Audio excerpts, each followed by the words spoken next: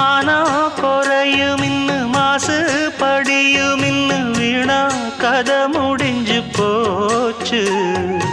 ஈசான மூலையில லேசான பள்ளி சத்தம் மாமன் பேர சொல்லி பேசுது. ஆறாத சோகந்தன்ன தீராம சேர்த்து வச்சு ஊரும் சேர்ந்து என்ன ஏசுது.